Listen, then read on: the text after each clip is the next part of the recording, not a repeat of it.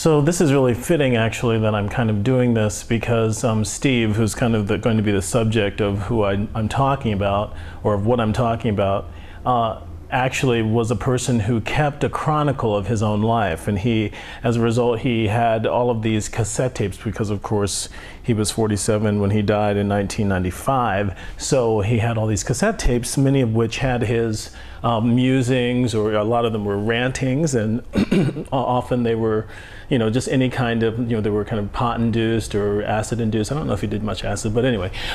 So anyway, Steve was this person that I met when I first came here to San Francisco, Stephen Simon.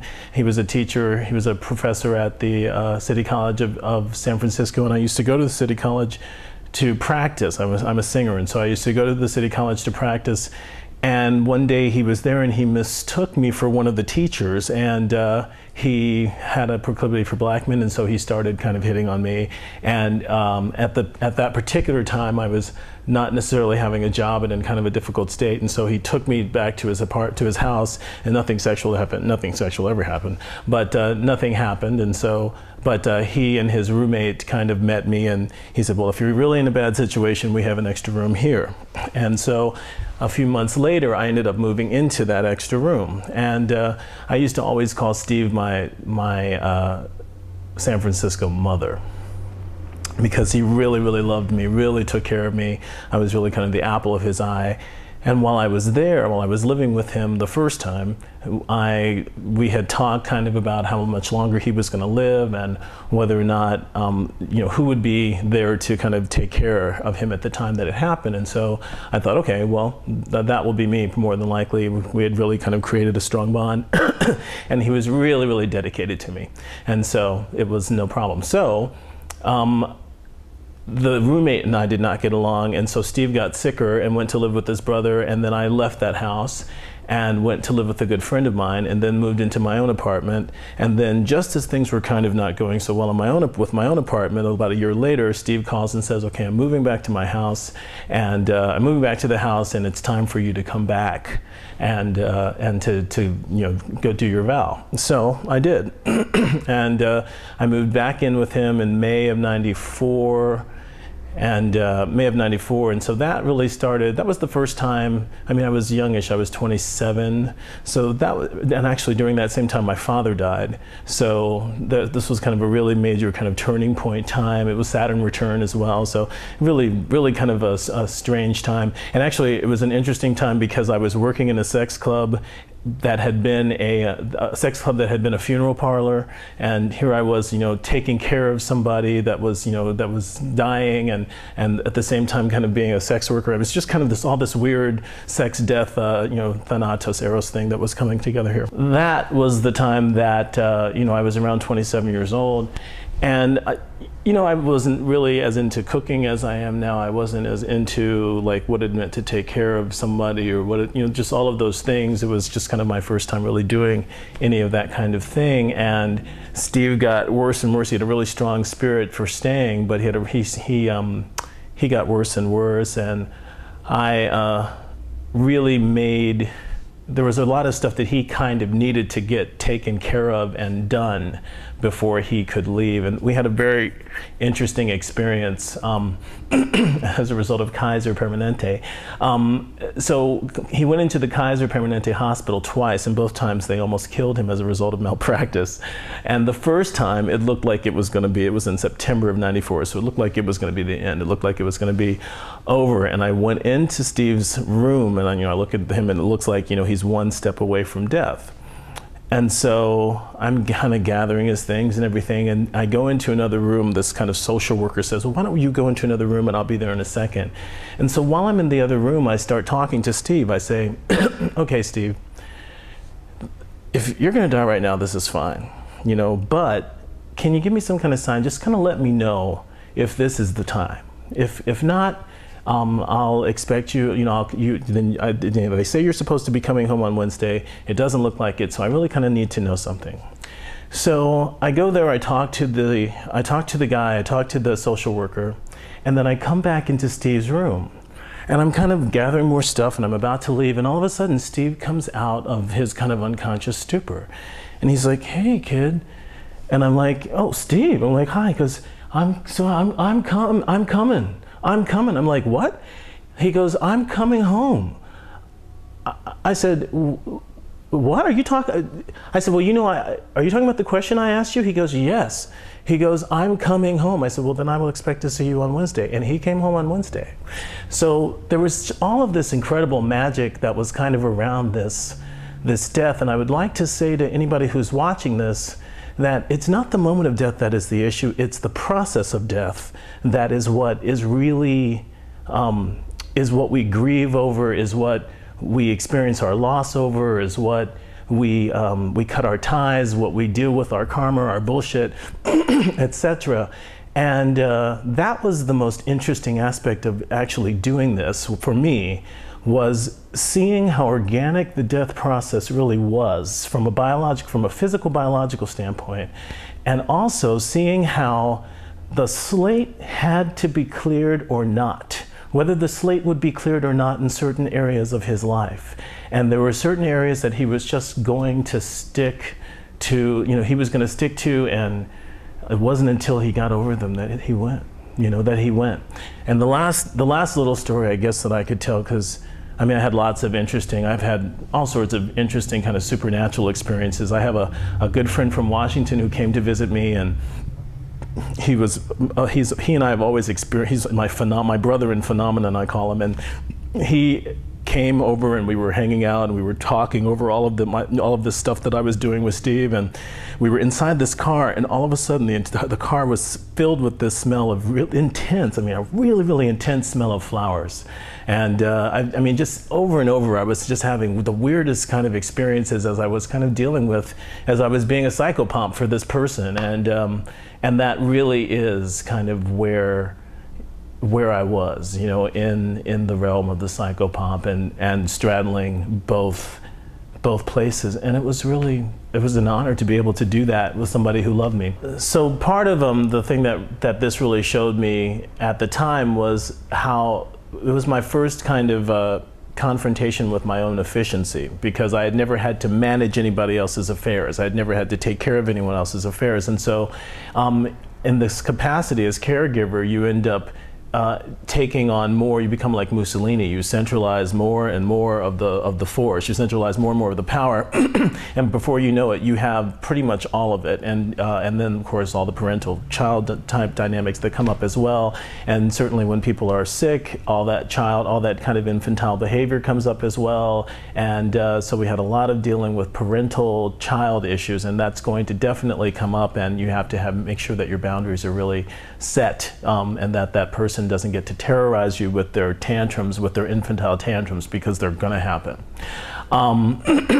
But as a result of managing this estate, and as a result of kind of becoming this centralized force, you get to see the not so glamorous aspect of being a caregiver. I mean, sure, you get all these kudos from all the people around you who can't do it, or won't do it, or didn't love them enough, or or have whatever reasons they have. But at the same time, it's you who changes diapers. It's you who, and so I did at a certain point. I was doing all of it, and then as he got into his worse and worse point, to where he could barely move and was going to have to be bathed, and his teeth were going to be scrubbed and all that kind of stuff. Then his roommate, who had since moved out of the house, he paid for him to have round-the-clock care, and so I was one 8-hour shift of his 24-hour shift. And so then you really get into. Then you get into the nuts and bolts of the death process. You get into the nuts and bolts of, oh, he could talk better last week than he can talk this week, and oh shit, he went on the bath, now he can't hold his bladder, or he can't keep his bladder under control. All the stages are markable, and all the stages can be marked, and so mark your stages. Mark your stages, and be vigilant in the face of what's happening, and love those people that you're working for, and and let them know that they're being loved every single time, no matter how much you curse them out when they're acting like assholes. Be sure that they feel loved, because they're going into something they have no idea, and that you have no idea. You can say whatever the fuck you want. You can be whatever religion you are, but they don't know what they're going into, and they're scared shitless or they're not, you know, and you'll know. I think I'm a kind of a rationalist at heart, and so it's easy for me to distance things, and you know, it was what I was there to do. You know, at a certain point, it's like I didn't really get highly emotional over the loss so much. I would get emotional about how much I loved this person, and you know, and what that was doing to us, you know, as a result of the new roles that we had. So from February of '94 till September, October, you know what, from February to Thanksgiving, things were okay. Around Thanksgiving, things started deteriorating, and then he was dead by February. Steve had this catchphrase for the entire time. It was beautiful. And the last 10 days, of course, he couldn't talk at all, but of course, if he could have, you know, actually he was saying it indeed. But his catchphrase was, "I'm not going down just yet." And he would, you know, he had expressive aphasia, which means that his brain and his mouth weren't kind of working together. And it went from, "I'm not going down just yet" to, "I'm not going down." I mean, he still got it out. And then it got to a point where for the last 10 days of Steve's life, his entire life purpose was to do nothing but breathe. And that was fascinating to watch and see and deal with, because then you got to see that the concept of life purpose can be as mundane as that. That we think about, what is my purpose here, as being this high, this exalted something that should have major impact on the world. And we see that in different stages in our life, that to breathe becomes our life path, becomes our life purpose. And that was his purpose for 10 days. And there were times when he would stop breathing for as much as a moment, you know, a minute, a full minute. And, you know, that was towards the very end. He was naturally defiant. He was an Aries, and Aries is fire, you know, and it's gonna burn. "I'm not going down," says the flame, right? So Steve was very, it's funny because everybody's so interesting when they talk about their death as opposed to when they're faced with their death. Because when they talk about their death, they say, "Oh, no, don't do anything to keep me alive. Oh, no, I want blah, blah, blah, blah. You know, I want you to just let me go. I want it to be natural and organic, you know, just, you know, let me go." And then when they're faced with it, it's like, how the hell do I get to hold on to this? You know, it's the stakes are gigantic. And he was naturally the kind that used his anger to push him to the next level. You know, he was one of those people, "Oh, I'll show them," and, you know, he got his master's and, you know, did all that "I'll show them" stuff, and you know, and had lots to show for it. And so this was going to be kind of his last thing. His saying, kind of, you know, "I'm not going down just yet," was his "I'll show the fates. They will not cut me off just now." And of course, we can't argue with them. I have issues with pharmaceutical drugs and with the treatment level, with the treatment that's being given, with the high toxicity of the treatment that's being given. And he had cryptococcal meningitis, so he was being treated for meningitis, not specifically for HIV, and he was really being treated by being given a lot of Roxanol, which is basically morphine. So ultimately, Steve probably died of asphyxiation as a result of the morphine, which tends to happen. But, you know, no. I mean, I can't really be objective, and I can't really say that the treatment was effective.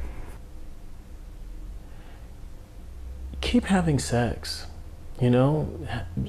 Just because you have HIV doesn't mean you should not have sex, or that you are a bad person, or that you have screwed up majorly. I mean, you're sick, you have an illness to contend with and to deal with. I mean, I'm talking to maybe someone who's not in the really far gone stages, obviously, but just as far as the morale of people who are dealing with this specter of HIV, I would say, continue to embrace your sexuality and look at alternative methods for AIDS for AIDS treatment. You know, look at the Rife machine. Look at all that quackery, you know, because some of that shit works. Look at the Rife machine. Look at ozone therapy. Keep looking. There's something out there that will work. And don't lose hope. So my postscript is that I told you so that I used to call Steve my San Francisco mother. Steve was an ESL teacher at a college. He was an ESL teacher at City College. And so I'm an adopted child, and when I was 32, my mother, which is 98, so 3 years after I met, after Steve had died, I met my birth mother. She called me out of the blue and we started talking, and one of the things I asked her, okay, Steve also was an Aries, so I said, well, so when's your birthday? And she said, oh, I'm an Aries. You know, my birthday is the 8th of April and Steve's birthday was the 9th. And then I said, oh, really? That's interesting. So what do you do for a living? Oh, I'm an ESL teacher at a college, said my mother. So, and the funniest thing, I used to always think, well, why do you call Steve your San Francisco mother? He's nothing like your real mother.